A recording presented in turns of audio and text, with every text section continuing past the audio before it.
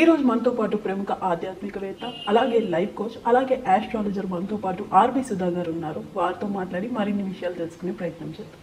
Ma'am, ఇప్పుడు ఫిబ్రవరి వస్తుంది కదా, అసలు ఫిబ్రవరి నెలలో ఏ ఏ రాశుల వారికి ఎలా ఉండబోతుంది అంటారు? రాశి ఫలితాలు మాట్లాడుకుందాం. అందరికీ ఇంట్రెస్టింగ్ టాపిక్ కూడా నాది. ఫస్ట్ రాశి ఫలితాలు మాట్లాడుకునే ముందు ఎప్పుడు మనం మాట్లాడుకునేది గోచారం మాట్లాడుకుంటాం. అందరికీ తెలుసు 12 రాశులు ఉంటాయి, అలాగే 12 భావాలు చెప్తాము, 27 నక్షత్రాలు, 9 గ్రహాలు. సో ఆ గ్రహాలు ఏంటంటే ఒక చోట ఉండవు. చాలామందికి డౌట్లే ఉంటాయి ఏంటంటే పుట్టినప్పుడు చాలా బాగుంది, ఇప్పుడు చాలా బాగాలేదు, అంటే పీరియడ్ మనకి మారుతూ ఉంటుంది, అంటే దశా సిస్టమ్ అంటే మన టైం మారుతూ ఉంటుందన్నమాట, దేని బట్టి మన నక్షత్రం బట్టి.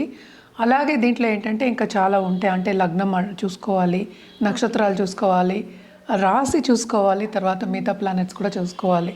అంటే రాశి వారీగా మాట్లాడడం అంటే ఏంటంటే చంద్రుడు ఎక్కడున్నాడో దాన్ని రాశి అంటాం అనమాట.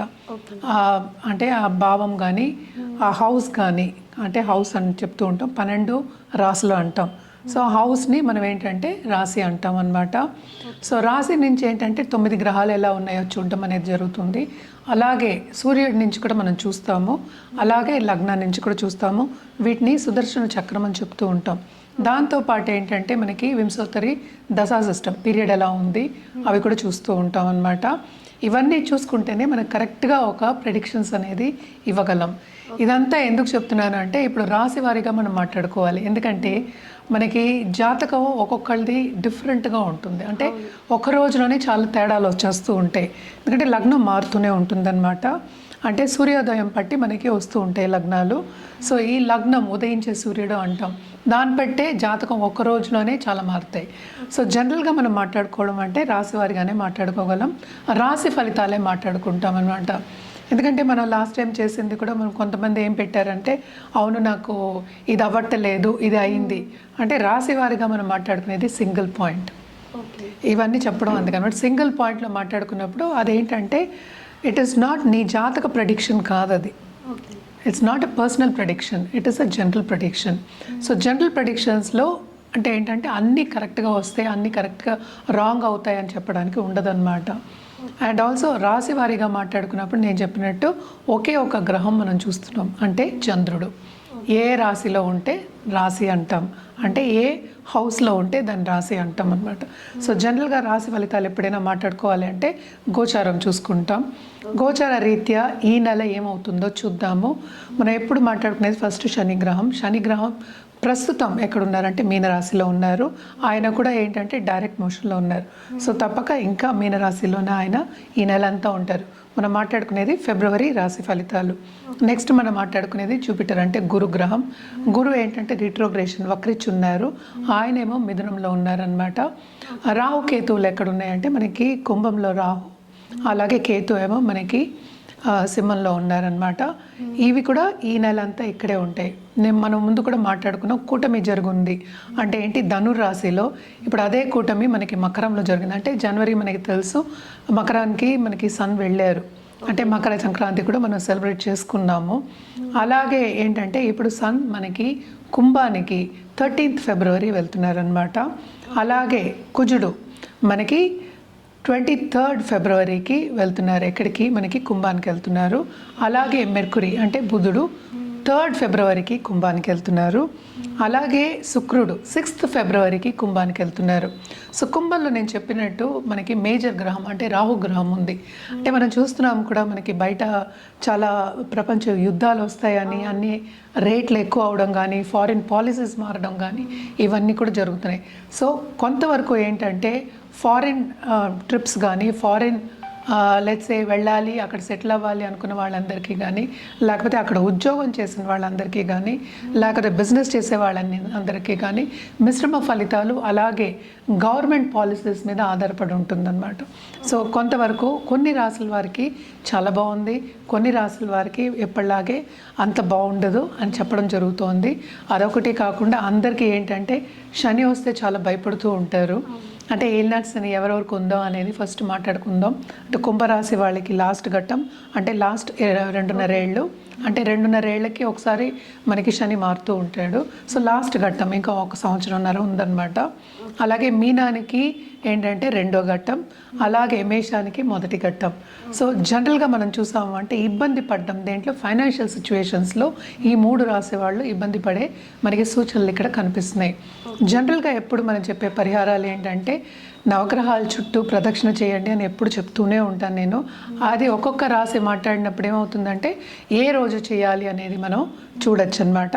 జనరల్గా ఏంటంటే నవగ్రహాల చుట్టూ తిరగడం అంటే ప్రదక్షిణ చేయడం, అలాగే నవగ్రహ స్తోత్రాలు చదువుకోవడం, నవగ్రహ హోమాల్లో పాల్గొవడం చాలా మంచిది. అదొకటి కాకుండా ఈ మధ్యన చాలా మటుకు ఏంటంటే దేవి పూజలు చేయడం అనేది జరుగుతోంది. సో దేవికి మించిన మనకి ఏమి శక్తి మనం చెప్పలేమన్నమాట, అన్నిటికన్నా మించిన శక్తి అని చెప్తూ ఉంటాము. సో దేవి పూజలు చేసిన వాళ్ళు ప్లీజ్ కంటిన్యూ చేయండి. And it is very good ఈ మంత్ చేయడం కూడా. అలాగే మనకి శివరాత్రి కూడా వస్తోంది. సో శివుడి గురించి కూడా మనం మాట్లాడుకోవాలి. సో ద్వాదశ జ్యోతిర్లింగాలను వెళ్ళి దర్శించుకోవడం కానీ, అలాగే ఆధ్యాత్మికంగా గడపడం కానీ ఈ నెల చాలా మంచిది.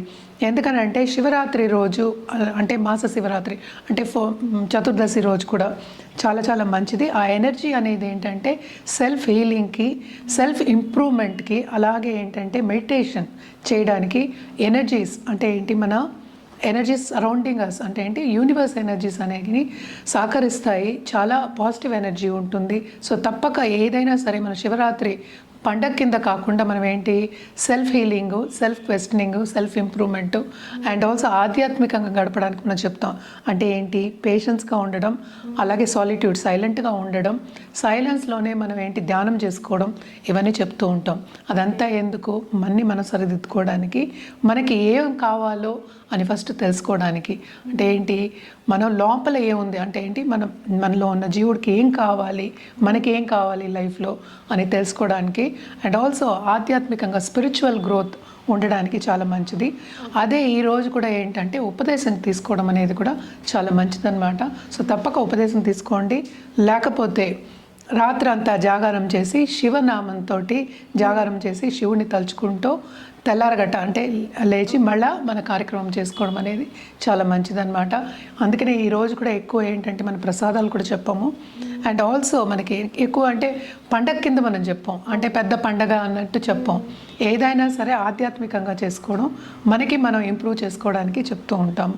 సో జనరల్గా ఏంటంటే నీళ్లు పాలు ఏంటంటే శివుడికి ఏం వేస్తాం, ఇవే వేస్తాం, పళ్ళు ఇవే ఉంటాయి ఎక్కువ. ఇది అన్న పాయసాలు లేకపోతే పరవానాలు అంటే అరిసెలు ఇలాంటివి పెద్ద పండగ కింద మనం తీసుకోకుండా ఆధ్యాత్మికంగా స్పిరిచువల్ గ్రోత్ గురించి మనం ఆలోచించుకుని, ఎందుకంటే ఇది కూడా వెరీ ఇంపార్టెంట్ లైఫ్కి కనుక తప్పక ఆలోచించుకుని ముందుకెళ్ళడం అనేది చాలా మంచిది. మేడం ఈ ఫిబ్రవరి నెలలో వృషభ రాశి వారికి ఎలా ఉండబోతుంది అంటారు? వృషభ రాశి వాళ్ళకి చాలా బ్రహ్మాండంగా ఉంటుందనే చెప్పాలి. ఎందుకంటే మనం చూసామంటే మకరం నుంచి ఇప్పుడు 10th హౌస్కి రావుతో పాటు ఎస్పెషలీ ఫారెన్లో సెటిల్ అయిన వాళ్ళకి, ఫారెన్లో ఉద్యోగం చేసే వాళ్ళకి ఫస్ట్ వీక్ తర్వాత ఫిబ్రవరి ఫస్ట్ వీక్ తర్వాత చాలా బాగుంటుంది. ట్రావెలింగ్ కూడా చాలా బాగుంటుంది అనమాట. ఏంటంటే వేరే దేశాలకి ట్రావెల్ చేసే ఛాన్సెస్ కూడా వస్తాయి. అదొకటి కాకుండా ప్రమోషన్ మీద కానీ లేకపోతే ఉద్యోగ రీత్యా కానీ ట్రావెలింగ్ ఫారిన్ కంట్రీస్కి ట్రావెల్ చేయడం అనేది మనకి కనిపిస్తోంది. ఎస్పెషలీ బిజినెస్ పీపుల్కి చెప్పాలి అంటే తప్పక బిజినెస్ విసిరిస్తుంది. ఎస్పెషలీ స్టార్టప్స్కి ఈ నెలంతా చాలా బాగుంటుంది. వాళ్ళు అనుకున్న రాబడి అనేది తప్పక వీళ్ళకి వస్తుందనే చెప్పాలన్నమాట. సో కెరియర్ పాత్ అనేది చాలా బాగుంది. అలాగే కుటుంబ రీత్యా కూడా కొంతవరకు అనుకూల పరిస్థితి మనం చూస్తున్నాం. ఎందుకంటే జూపిటర్ మనం చూసాము అంటే 2nd హౌస్లో ఉన్నారు. సో తప్పక చాలా చాలా బాగుంటుంది. అలాగే ఏంటంటే 10th హౌస్కి అన్ని ప్లానెట్స్ వెళ్తున్నాయి.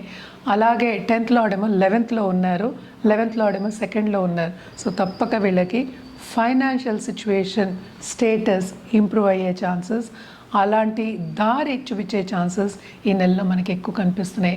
ఎవరికైనా అప్పులు ఉంటే కూడా తప్పక అప్పులు తీరిపోయే ఛాన్సెస్ కూడా మనకి ఈ నెలలో కనిపిస్తున్నాయి అనమాట.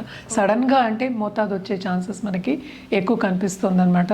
సో అన్ని ప్లానెట్స్ నేను ఇందాక అన్నట్టు మొత్తం అన్ని ప్లానెట్స్ కూడా మనకి ఏంటంటే మనకి 10th హౌస్కి మూవ్ అవుతున్నాయి అనమాట 9th నుంచి. అంటే ఏంటి, అటు కెరియర్ పాత్ చాలా చాలా బాగుంటుంది, తప్పక బాసెస్ మన్నన పొందుతారు. అలాగే వాళ్ళకి ప్రమోషన్ వచ్చే సూచనలు కానీ పైకి వచ్చే సూచనలు కానీ మనకి ఎక్కువ కనిపిస్తున్నాయి. కుటుంబ రీత్యా కూడా నేను ఇందాక చెప్పినట్టు అనుకూల పరిస్థితి అనేది ఉంటుంది. కొత్తగా పెళ్ళైన వాళ్ళకి పిల్లలు లేరు అనుకున్న వాళ్ళందరికీ మంచి వార్త, శుభవార్త వినే ఛాన్సెస్ మనకి కనిపిస్తున్నాయి. ఇంట్లో కూడా శుభకార్యాలు జరిగే ఛాన్సెస్ మనకి ఎక్కువ కనిపిస్తున్నాయి అన్నమాట. బంధుమిత్రుల కలయిక ఉంటుంది, ఖరీదైన వస్తువులు ఇచ్చిపుచ్చుకోవడం అనేది ఉంటుంది. తప్పక ఇన్వెస్ట్మెంట్ రీత్యా ముందుకెళ్ళడం అంటే ఏంటి, ఇన్వెస్ట్మెంట్ చేసే అంటే అక్కడ డబ్బు ఉంటేనే ఇన్వెస్ట్మెంట్ చేయగలరు. సో అక్కడ డబ్బు వస్తుంది, సేవింగ్ మెంటాలిటీ కూడా ఉంటుంది, తప్పక ఇన్వెస్ట్మెంట్ చేసుకుంటారు. అంటే ఏంటి, ఏదైనా అంటే ల్యాండెడ్ ప్రాపర్టీ కానీ, ఒక బ్రాండెడ్ కార్ కానీ, లేకపోతే గోల్డ్ కానీ, లేకపోతే ఖరీదైన వస్తువులు కొనుక్కోవడం కానీ తప్పక ఈ నెలలో అయ్యే ఛాన్సెస్ వీళ్ళకి ఎక్కువ కనిపిస్తున్నాయి అన్నమాట. హెల్త్ రీత్యా మనం చూసాము అంటే లాంగ్ టర్మ్గా ఎవరైనా బాధపడుతున్నారు, హెల్త్ రీత్యా బాధపడుతున్నారంటే తప్పక వాళ్ళకి కూడా చాలా అంటే ఈ నెల కొంత ఊరట కలిగే ఛాన్సెస్ మనకి ఎక్కువ కనిపిస్తున్నాయి. ఖర్చు అనేది మనం ఎప్పుడు చెప్తూనే ఉంటాం, కొంతవరకు ఖర్చు అనేది మనకి కనిపిస్తోంది. కానీ ఎక్కువ ఖర్చు పెట్టే స్థాయిలో వీళ్ళు ఉంటారు. తప్పక గుడ్ లక్ అనేది వీళ్ళకు ఉంది. లక్ అనేది అంటే ఫేవర్ అవుతుంది, అంటే లక్ష్మీ యోగాలు ఉన్నాయి వీళ్ళకి.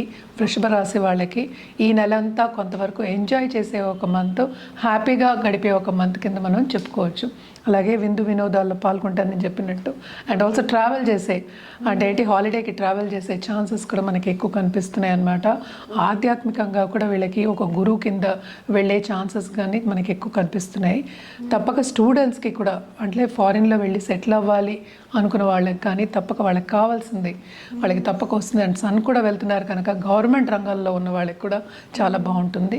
అలాగే ప్రముఖుల వ్యక్తుల సత్సంబంధాలు ఏర్పడే ఛాన్సెస్ మనకి ఎక్కువ కనిపిస్తున్నాయి అన్నమాట.